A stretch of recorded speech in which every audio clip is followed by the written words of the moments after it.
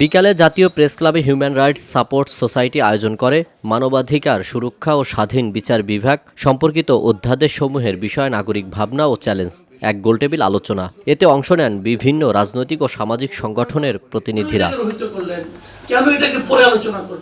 এ সময় সুজনের সম্পাদক ডক্টর বদিউল আলম মজুমদার বলেন, বিএনপি আদালতের রায় ৩১ দফা নির্বাচনী ইশতেহার লঙ্ঘন করে প্রশাসক নিয়োগ করেছে।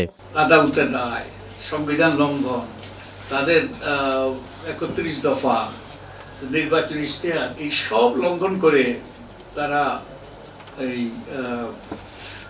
প্রশাসক নিয়োগ করলেন। বিএনপি প্রশাসক নিয়োগ দিয়ে ভুল করেছেন মন্তব্য করে সিনিয়র সাংবাদিক মাসুদ কামাল বলেন, তারা নিজেদের লোকদের প্রভাবিত করতে পারেনি। আমাদের সমস্যাটা হলো কি, আমাদের অল্প কথায় এই ভদ্রলোক খুব সুন্দর করে বলেছেন যে আমাদের সমস্যাটা হলো ক্ষমতায় একবার যাওয়ার পর আমরা লজ্জা পাই। আমরা কি কথা বলেছিলাম সেটা ভুলে যাই। ভুলতে আমাদের এক মুহূর্ত সময় লাগে না। এই বিএনপি তাদের ৩১ দফায় বলেছে, আপনারা পড়বেন ৩১ দফা ২১ নম্বর দফাটা, সেখানে তারা বলেছে যে স্থানীয় সরকারের কোথাও তারা কোনো প্রশাসক নিয়োগ করবে না। এই গোলটেবিল বৈঠকে অন্যান্য বক্তারা বলেন, বাংলাদেশে আজ দিনটি বিচার বিভাগের কালো দিন, সকলের কালো কাপড় পরা উচিত।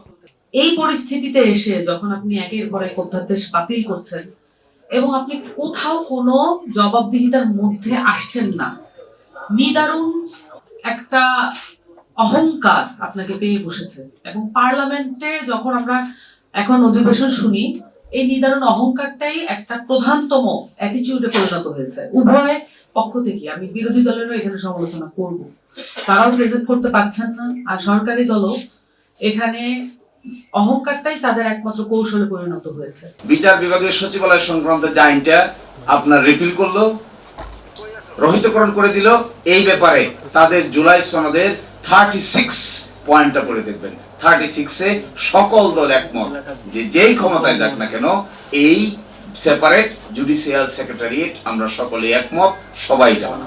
এই সরকারের কাছে ভিক্ষুকের মতো হাত পেতে চলতে হবে বলেও মন্তব্য করেন তারা।